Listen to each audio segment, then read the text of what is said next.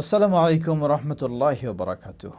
আলহামদুলিল্লাহ ওয়াসসালাতু ওয়াসসালামু আলা রাসূলিল্লাহ, আম্মা বা'দ। প্রিয় মুসলিম ভাই ও বোনেরা, বিশেষ করে যারা হজ এবং ওমরার জন্য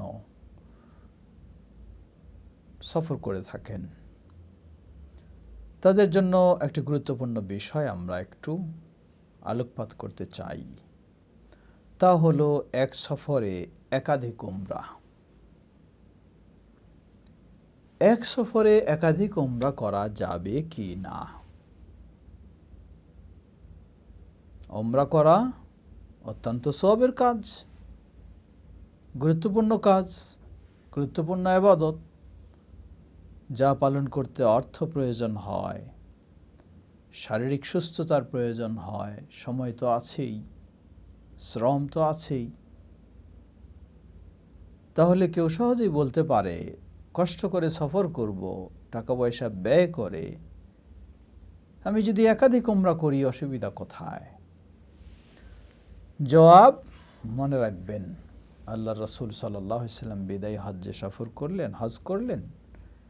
সব ক্ষেত্রে তিনি বললেন, খুযু আন্নী মানাসিকাকুম, আমার কাছ থেকে তোমরা তোমাদের হজ উমরার নিয়মগুলি জেনে নাও। তাই আমি আমার খেয়াল খুশি মতো হজ উমরা করতে পারি না, তা করতে হবে রাসূলুল্লাহ সাল্লাল্লাহু আলাইহি ওয়াসাল্লামের সুন্নাহ অনুযায়ী। স্পষ্টভাবে তিনি বলেন, মান আমিলা আমালান লাইসা আলাইহি আমরুনা ফাহুয়া রাদ, যে ব্যক্তি এমন কোন আমল করবে আমাদের নীতি আদর্শে তা নেই, তাহলে তা প্রত্যাখ্যানযোগ্য, কখনো গ্রহণযোগ্য নয়। সুতরাং বিশেষ করে হজ মৌসুমে কেউ যখন হজে যান, উমরার কাজ শেষ করে যে কয়েকদিন অবস্থান করা হয় মক্কায়, সকালে গিয়ে মসজিদে আয়েশা থেকে ইহরাম বেঁধে এক উমরা, বিকালে গিয়ে আরেকটা, অথবা কেউ তায়েফের দিকে বেড়াতে গিয়ে, অথবা কেউ জেদ্দার দিকে বেড়াতে গিয়ে এই ধরনের করে থাকেন।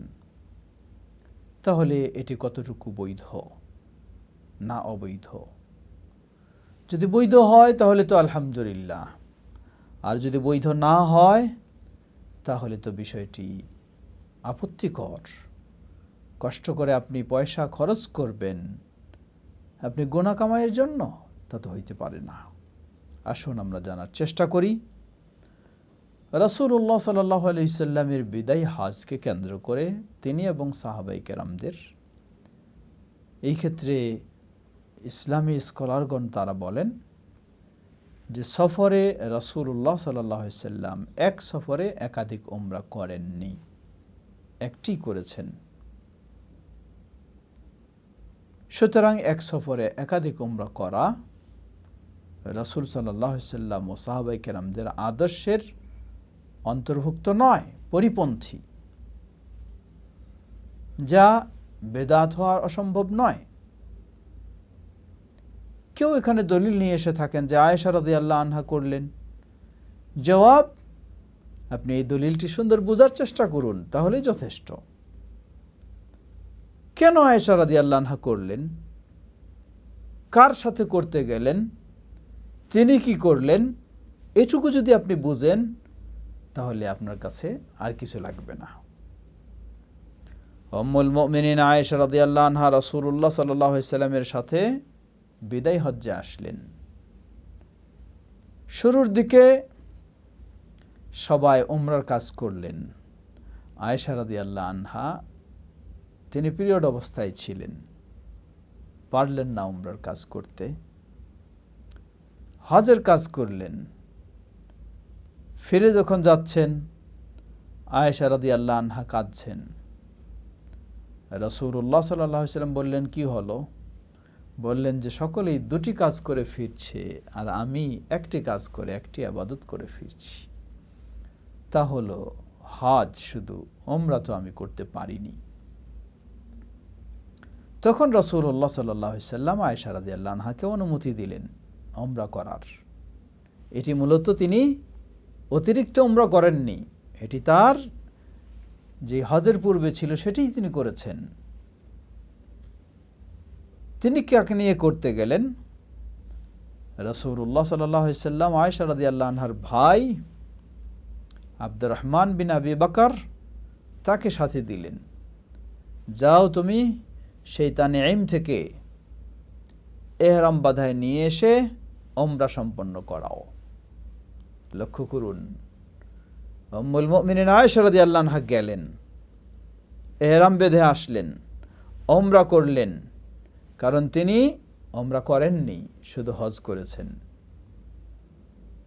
সাথে ছিলেন সাহাবী আব্দুর রহমান রাদিয়াল্লাহু আনহু, তিনি আগেই উমরার কাজ সেরেছেন অন্যদের সাথে, যার কারণে তিনি একাধিক উমরা করা যাবে না সেই হিসাবে আয়েশা রাদিয়াল্লাহু আনহার সাথে রয়েছেন। ইচ্ছা করলে তিনিও ইহরাম বেঁধে আসতে পারতেন, এই সুযোগটা নিতে পারতেন, কিন্তু করেননি। তিনি এমনি স্বাভাবিকভাবে এসেছেন, মাহরাম হিসাবে সঙ্গ দিয়েছেন শুধু। তাহলে এটাও প্রমাণ করে যে সাহাবাই কেরাম, রাসূলুল্লাহ সাল্লাল্লাহু আলাইহি ওয়াসাল্লাম এবং সাহাবাই কেরাম এক সফরে একাধিক উমরা করতেন না, সুযোগ পেলেও করতেন না। এটাই সুন্নাহ। তো যদি এটাই সুন্নাহ হয় তাহলে আপনি কি করবেন? জবাব, আপনাকে সুন্নাহ আঁকড়ে ধরতে হবে, সুন্নাহর বিপরীত যাওয়া যাবে না, গেলে সেটি অবশ্যই সওয়াব হবে না। হ্যাঁ, যাদের পক্ষে আপনার করার ইচ্ছা জাগে, আপনি এই উমরা করার সময়, নিজের হজ উমরা করার সময় তাদের জন্য আল্লাহর কাছে মন খুলে দোয়া করুন, আলহামদুলিল্লাহ, এটাই নিয়ম। অতএব আমরা চেষ্টা করব ইসলামের ইবাদত শুধু ইচ্ছামতো করলে হবে না, সেটি করতে হবে রাসূলুল্লাহ সাল্লাল্লাহু আলাইহি ওয়াসাল্লামের সুন্নাহ অনুযায়ী। এখানে একটি দিক রয়েছে, আপনি হজের আগে গেলেন, মাসখানেক আগে হজ সম্পন্ন করে, উমরা সম্পন্ন করে আপনি এখন ফ্রি রয়েছেন মক্কায়। কেউ জেদ্দা গিয়ে, কেউ তায়েফ গিয়ে, তায়েফে যেহেতু মিকাত রয়েছে সেখান থেকে গিয়ে ইহরাম বেঁধে এসে উমরা করছেন। এটি কি ঠিক হবে না? আমরা বলবো না, ঠিক হবে না। তাহলে কেউ যদি হজের আগে মদিনায় সফর করে, মদিনা থেকে ফিরে আসে, তখন উমরা করে, আমরা বলবো যে এখানে একটু ভিন্নতা রয়েছে। কারণ আপনি গেছেন হজ সফরে, আপনার উচিত ইবাদতেই সীমাবদ্ধ থাকা, কোনো দিকে বেড়াতে যাওয়া নয়। তায়েফে কেন আপনি বেড়াতে যাবেন? অপরদিকে মদিনা জিয়ারত, এটি শরীয়তসম্মত, হজের অংশ নয়, উমরার অংশ নয়, কিন্তু শরীয়তসম্মত জিয়ারত, যাওয়া বৈধ রয়েছে মসজিদে নববীতে সালাত আদায়ের উদ্দেশ্যে। তাই কেউ যদি যায় এবং ফেরার পথে মদিনার যে মিকাত যুলহুলাইফা থেকে ইহরাম বেঁধে অতিরিক্ত উমরা করে, আমরা বলবো এটি তার জন্য সুযোগ রয়েছে, কিন্তু অপরিহার্য করতে হবে এমনটা নয়। কেউ যদি ইহরাম ছাড়াও চলে আসে, এরপর 8 তারিখে ইহরাম বেঁধে তিনি হজের কাজ করেন, আলহামদুলিল্লাহ, সেটি তামাত্তু হজ, সেটি ঠিক রয়েছে, করবে, অসুবিধা নেই।